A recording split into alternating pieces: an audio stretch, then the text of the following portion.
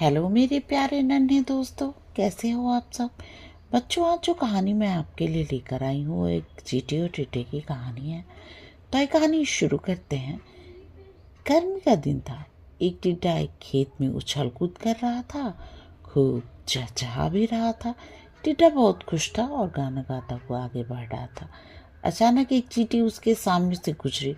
उसने देखा कि चींटी मकई के दाने को रोल करके अपने घर ले जाने की कोशिश कर रही थी।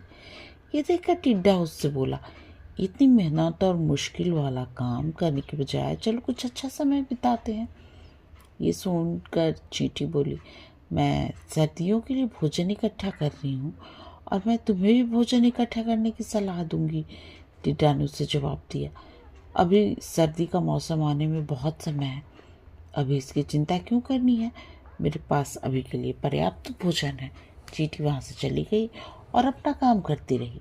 टिड्डा चींटी को हर दिन भोजन जमा करते हुए देख रहा था, लेकिन वो खुद के लिए काम करने के बारे में कुछ नहीं सोचता था। अब सर्दी के दिन आ गए थे।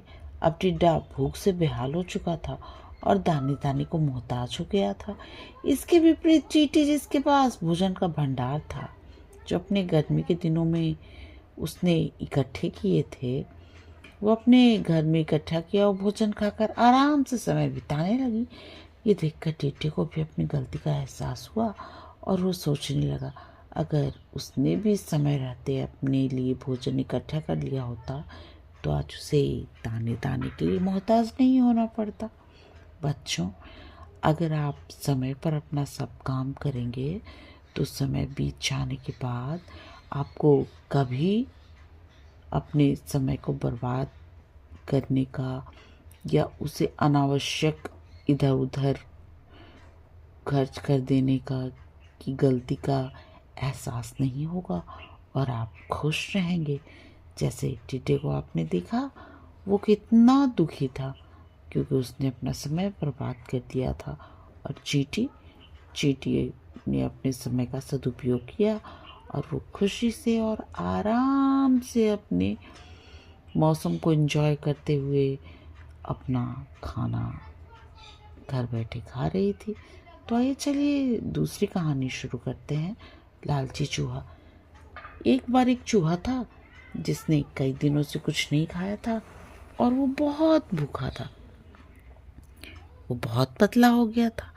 बहुत खोजने के बाद चूहे को मकई के दाने से भरी एक टोकरी मिली। टोकरी में एक छोटा सा छेद था जिसमें वो आसानी से टोकरी के अंदर गया और जी भरकर मकई खाया। लेकिन पेट भरने के बाद चूहे ने खाना बंद नहीं किया। वो और खाता गया और खाता गया और इस तरह से उसका पेट बहुत फूल गया। अब चूहे का पेट इतना बड़ा हो गया कि वो बाहर निकलने के लिए छेद से बहुत परेशान हो गया। चूहा बहुत परेशान और उसी टोकरी में इधर उधर घूम रहा है। तभी एक और चूहा वहां से गुजर रहा था। चूहे ने उसे पूरी कहानी सुनाई, जिसे सुनकर दूसरे चूहे ने कहा, अब उसे फिर से पतला होने तक इंतजार करना होगा ताकि वो उस छेद से बाहर निकल सके। इसलिए बच्चों, हमें कहा गया है कि लालच हमें मुसीबत में डाल सकता है। अगर आपको ये कहानियाँ पसंद आई तो प्लीज़ मेरे चैनल को सब्सक्राइब करो और मेरे प्यारे नन्हे दोस्तों, आप आराम से सो जाओ और सपनों की दुनिया में खो जाओ। गुड नाइट मेरे प्यारे नन्हे दोस्तों, गुड नाइट।